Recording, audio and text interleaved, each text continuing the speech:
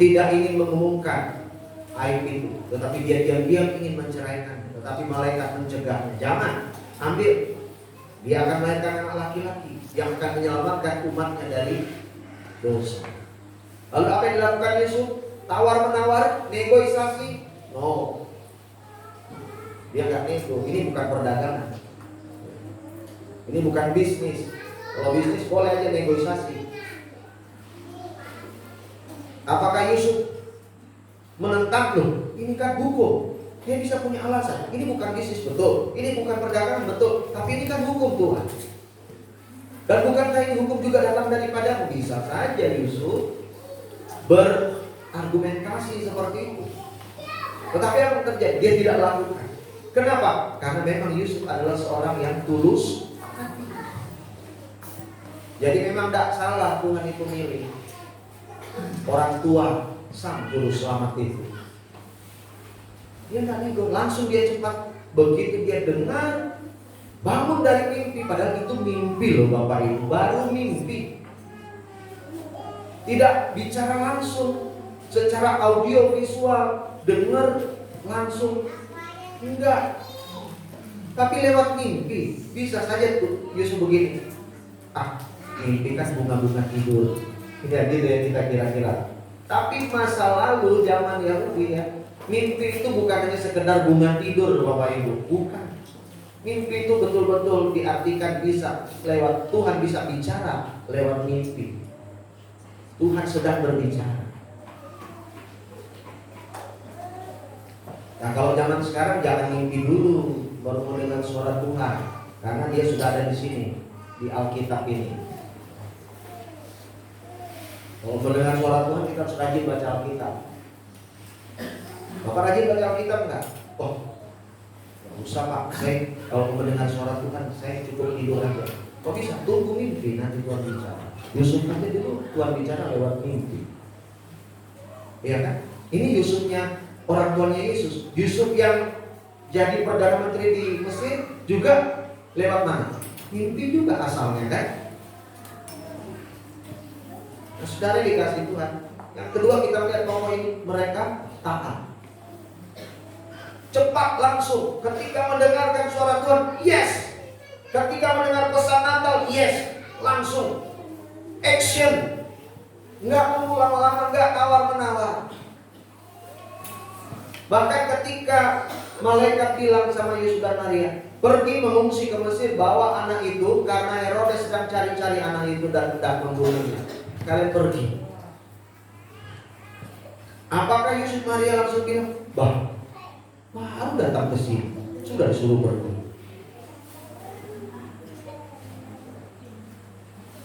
Sebentarlah Tuhan. Tidak, mereka langsung pergi. Ini Yusuf dan Maria. Mungkin kalau kita pikir Yusuf dan Maria memang sudah pasti. Tapi mari kita lihat masih ada dua lagi. Yang ketiga, ya, tetap Injil Matius, tetap di sana. Tentang orang Majus. Matius pasal 2 ayatnya yang ke-12. Matius pasal 2 ayatnya yang ke-12.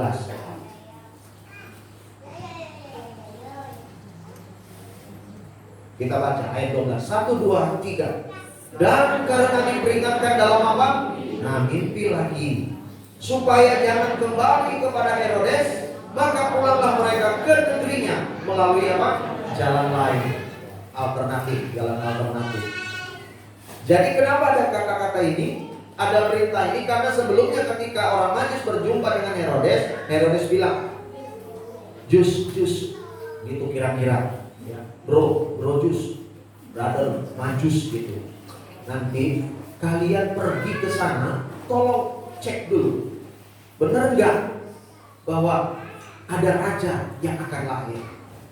Dan kalau nanti kalian sudah survei lihat semuanya benar, kasih tahu ya, WA.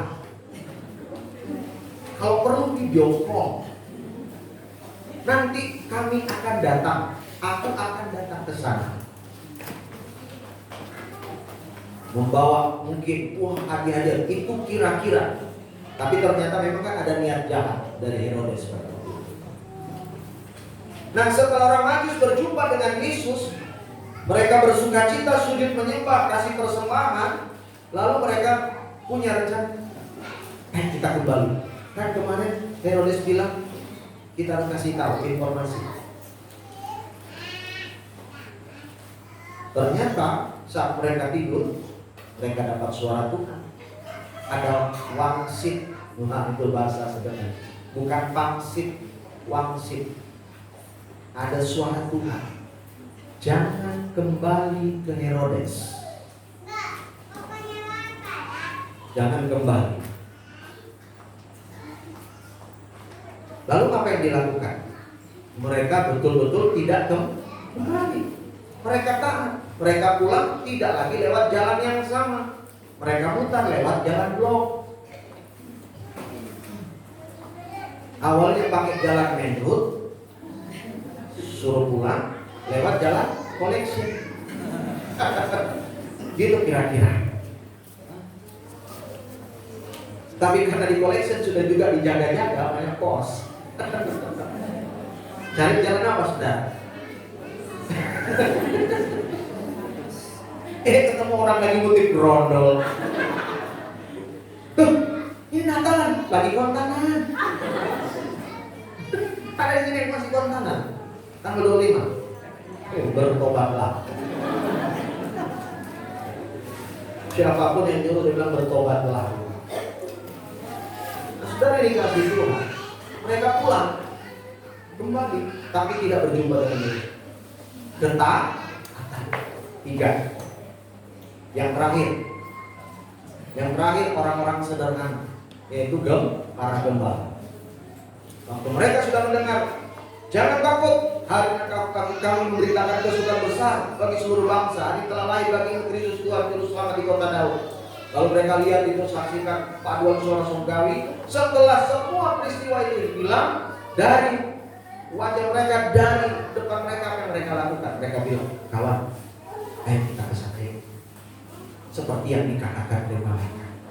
Waduh, gembala, orang-orang yang tidak terpandang pada waktu itu. Gembala adalah profesi yang paling tidak terpandang pada masa itu. Orang-orang yang dikucilkan, orang-orang yang tidak punya hak apapun. Bahkan itu berdiri berbicara di pengadilan sekalipun mereka tidak punya hak. Gembala, kaum yang termarginal, terpinggirkan. Tapi Tuhan sampaikan pesan itu pada orang-orang yang sederhana ini. Kenapa? Ternyata orang-orang sederhana ini mau pergi melihat bayi Yesus. Ketika dengar firman Tuhan, mereka taat. Bapak Ibu yang dikasihi Tuhan, saya nggak mau panjang-panjang sampai ke firman. Dari 4 kisah ini, semua menunjukkan satu sikap yang sama, satu suara yang bulat hati, bahwa mereka mau taat. Berangkat dari situlah makanya pagi ini saya bicara tadi bahwa Natal adalah ketaatan. Mari kita rayakan Natal dengan ketaatan kepada Kristus. Saya nggak tahu Tuhan sedang bicara apa buat Bapak Ibu hari-hari ini. Apakah di masa-masa Natal ini Tuhan mungkin sedang bicara,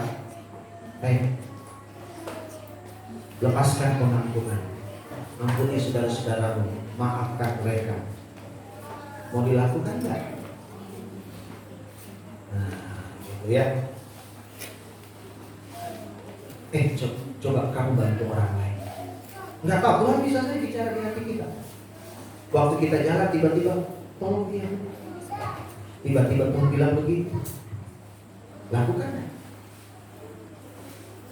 Mari kita merenung di hati kita masing-masing.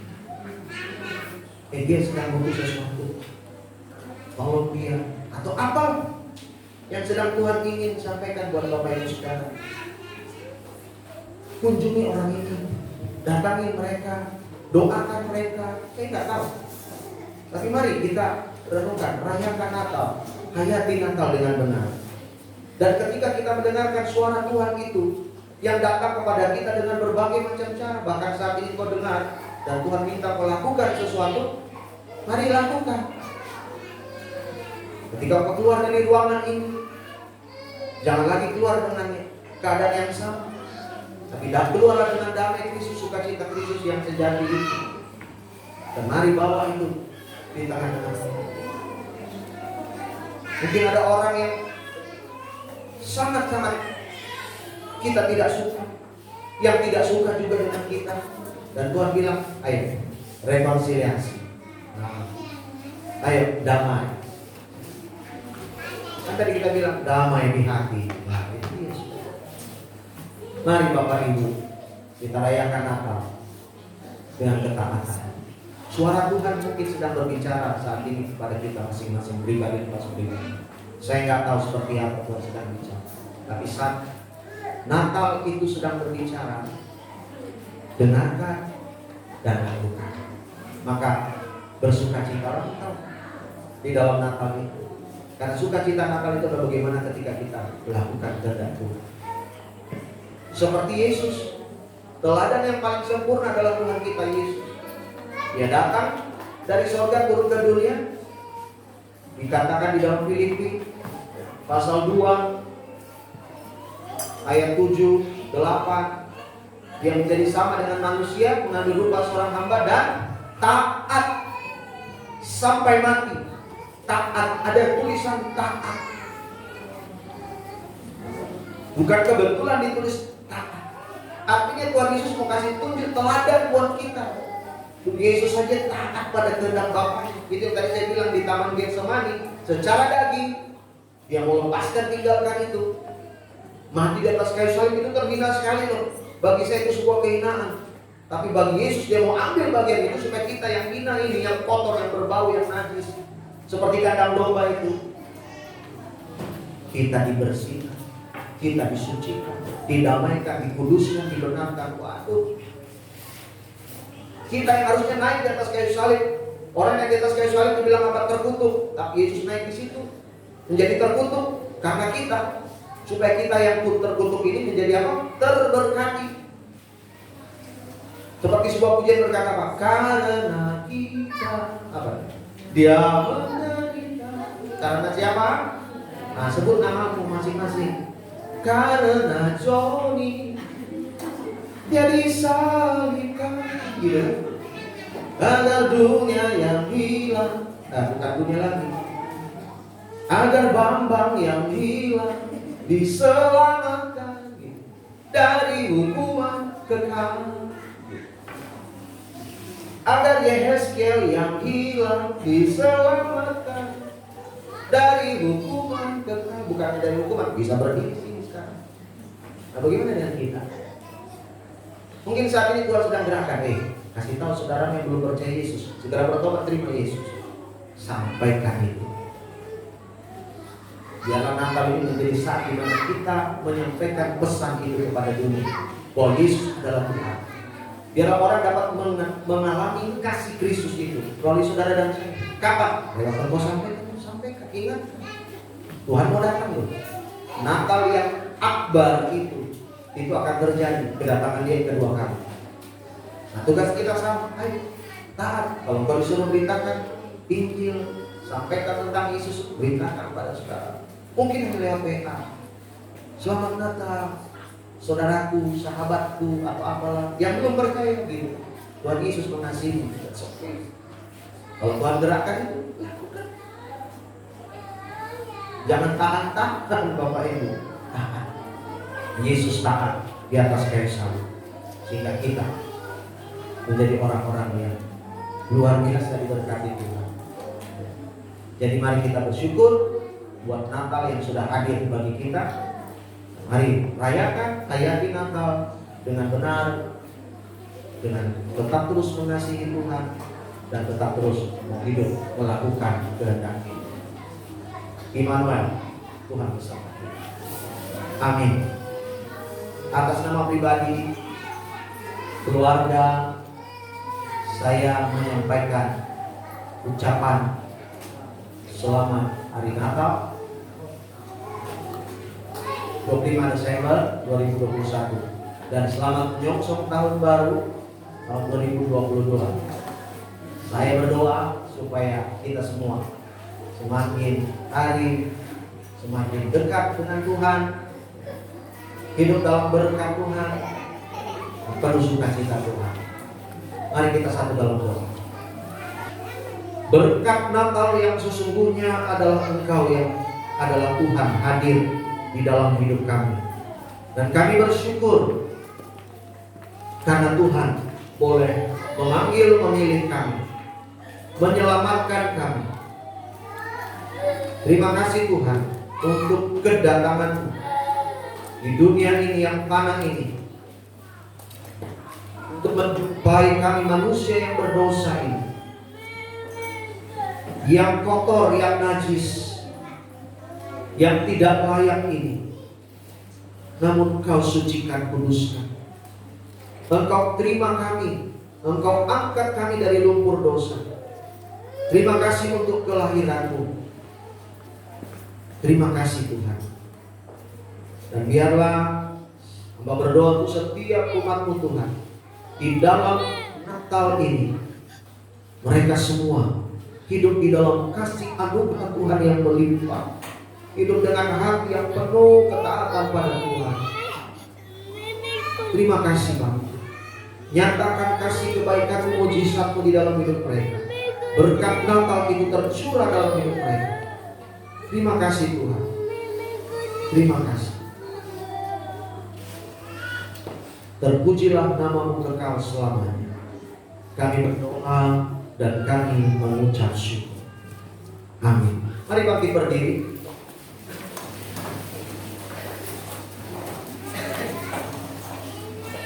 Bersama dengan seluruh orang percaya di segala masa, mari kita ucapkan pengakuan iman kita. Aku percaya kepada Allah Bapa yang Maha Kuasa, Khalik langit dan bumi, dan kepada Yesus Kristus anaknya yang tunggal Tuhan, yang dikandung daripada Roh Kudus, lahir dari anak darah Maria, yang menderita di pemerintahan Pontius Pilatus, disalibkan, mati dan dikuburkan, turun ke dalam kerajaan maut. Pada hari yang ketiga bangkit pula dari antara orang mati, naik ke sorga, duduk di sebelah kanan Allah Bapa yang Maha Kuasa, dan akan datang dari sana untuk menghakimi orang yang hidup dan yang mati. Aku percaya kepada Roh Kudus, gereja yang kudus dan am, persekutuan orang kudus, pengampunan dosa, kebangkitan dari dan hidup yang kekal. Amin. Silakan duduk Bapak.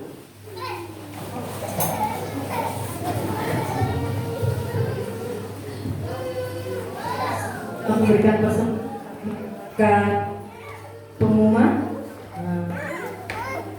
Kami dari keluarga Bapak Desis mengundang Bapak Ibu untuk menghadiri ucapan syukur sehabis kebaktian gereja, yaitu bertempat di Sibaya, keluarga Bapak Desis. Sekian pengumuman ini. Mari kita berdoa, persiapkan diri kita untuk berikan persembahan. Segala puji syukur hanya bagi-Mu Tuhan. Engkau Allah yang sungguh luar biasa dalam kehidupan kami.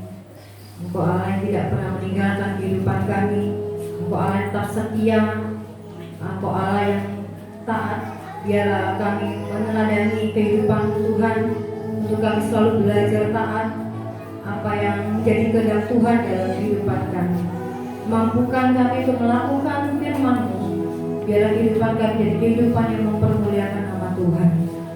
Terima kasih Tuhan buat firman yang Tuhan berikan buat kami. Biar firman itu membuat kami semakin hari kuat di dalam Tuhan, di dalam kami mengerjakan keselamatan kami di hadapan Tuhan. Dan saat ini Tuhan kami memberikan persembahan. Biarlah persembahan ini Tuhan untuk memperluas kerajaan-Mu, mencukupi kebutuhan rumah-Mu di tempat ini. Berkatilah persembahan kami Tuhan. Berkati juga kami yang belum memberi maupun yang sudah memberi Tuhan, yang berlipat kali ganda. Kami percaya apa yang kami taburkan akan menuai yang terbaik dari Tuhan. Terima kasih Tuhan. Berkati persembahan kami. Terpujilah Engkau di tempat-Mu Tuhan. Haleluya. Amin. Kita memberikan persembahan bagi Tuhan. Selamat memberi. Tuhan Yesus memberkati kita semua.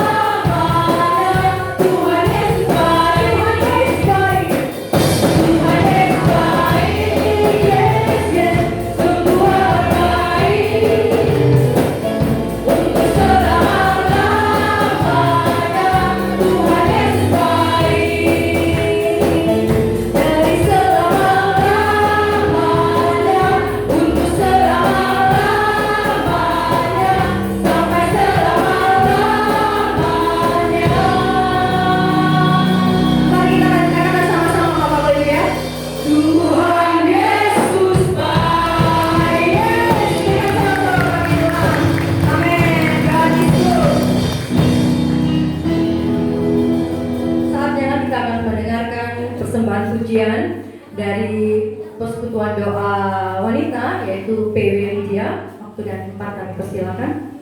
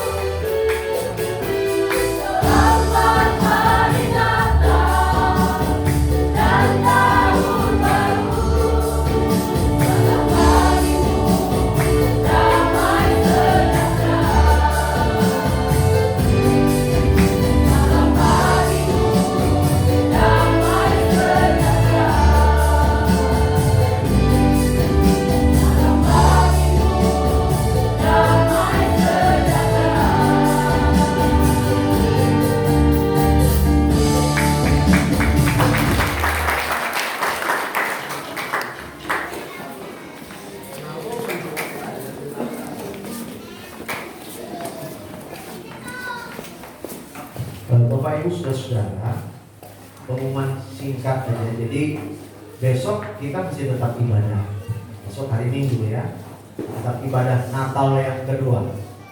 Ini yang pertama tanggal 25, besok hari Minggu. Bukan sekarang hari Minggunya. Jadi hari Minggu tetap kita sama-sama beribadah. Gereja tetap dibuka dan kami tetap mengundang Bapak Ibu Saudara untuk tetap bisa dapat hadir di tempat ini. Sebenarnya saya seperti biasa ingin berkenalan dengan Bapak Ibu yang baru pertama kali saya lihat ini. Ya nggak apa-apa ya, di suasana Natal ini minta waktu sebentar sebelum kita tutup. Ada beberapa Bapak yang baru pertama kali beribadah di tempat ini. Pepatah bilang tak kenal maka tidak tahu. Tidak tahu dan tidak sayang. Nah gitu. Wah sudah ada yang ngacung duluan tuh. Boleh dengan segala hormat, bagi yang baru pertama kali beribadah di tempat ini bisa makin berdiri Bapak Ibu. Bolehkah? Iya. Nah, puji Tuhan, luar biasa, ada 50-an. Nah, tetap berdiri. Nah, tetap berdiri. Bolehkah saya undang maju ke depan? Nah, ini dia. Boleh ya, sebentar aja Bapak. Mari Bapak. Boleh nggak apa-apa, sekaligus ucapin selamat Natal buat jemaat di tempat ini. Nah, ini.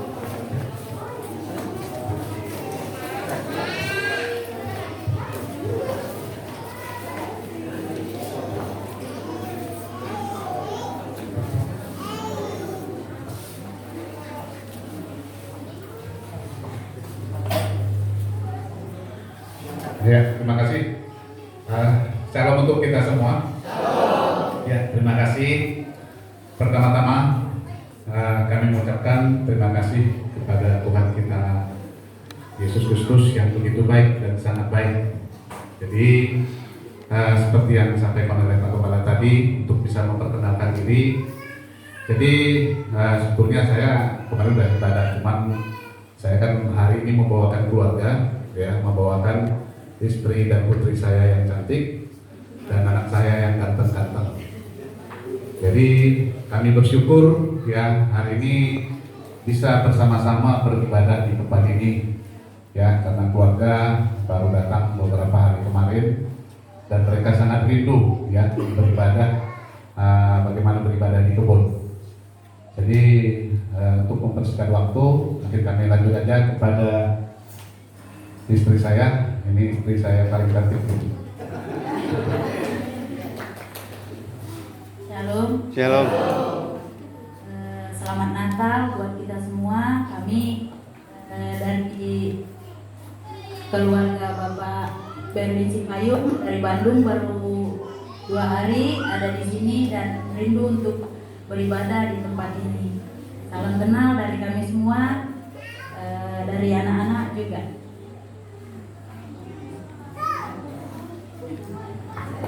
Oh ya, karena ini memang anak-anak ini masih malu-malu ya.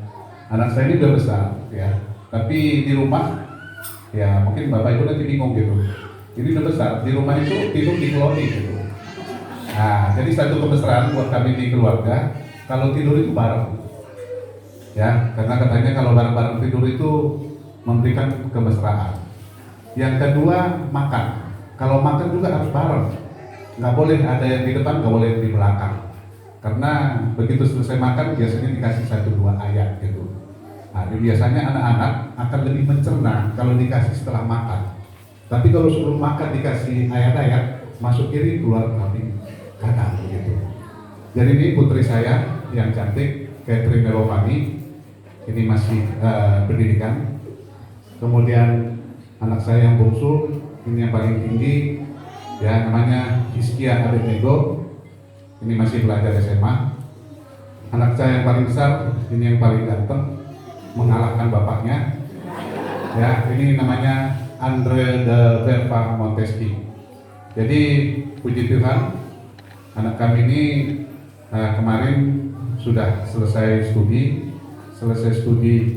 bulan 8, kerja bulan 9, wisuda bulan 10. Jadi anak saya ini kerja di Jakarta, ini sambil jalan ke kebun, siapa tahu ada di sana pintu cari mantu. Ya. Nah, ya. Jadi ini dia anak saya. Nah, jadi kalau di rumah begitu, jadi kalau nanti ada yang mau mantu harus jangan mahal senyum. Kalau mahal senyum sulit, karena kami di rumah memang harus senyum-senyum terus. Nah, gitu. Karena katanya kalau senyum itu adalah memberikan berkat bagi orang lain. Nah, jadi kalau yang susah-susah senyum buat pasangannya itu susah berkatnya. Nah, coba nanti dicolek sama istri atau sama anaknya, jangan susah senyum, nanti tidak ada berkat bagi kita. Begitu. Ya, inilah kami, terimalah kami di mana kalau nanti ketemu di jalan, siapa tahu kadang-kadang kami ini kalau belum kenal ini agak-agak jaim gitu. Nah, takut nanti dibilang apa gitu. Tapi sesungguhnya kita nggak tahu ya sama aja orangnya. Ya, ketemu nanti di pasar, karena kebetulan anak saya ini kalau lihat badannya, kalau saya bilang ini nggak selera makan, pasti nggak yakin ya kan. Nah, iya. Jadi ini dia, ya terima kasih buat kita semua, salam untuk kita semua.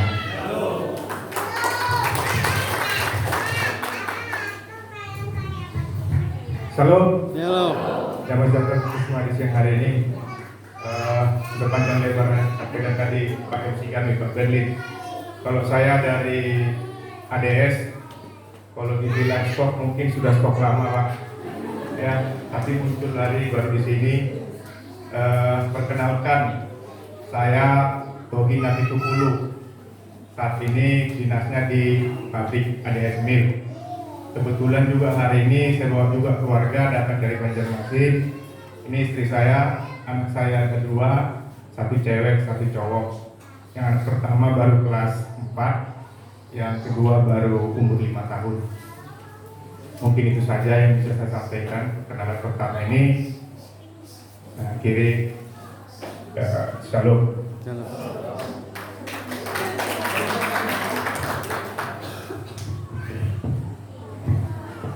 Salam, selamat Natal. Kebetulan kita untuk Natal di sini belum bisa pulang. Kebetulan kita kontraktor di PKS, dekat dari Jakarta. Tapi asli kita ke orang Medan, ada 4 orang. Mana? 1, 2, 3, 4. Jadi ada sukacita untuk Natal hari ini kita bisa beribadah di tempat ini. Semoga jemaat di sini makin sukses dan makin maju untuk kedepannya.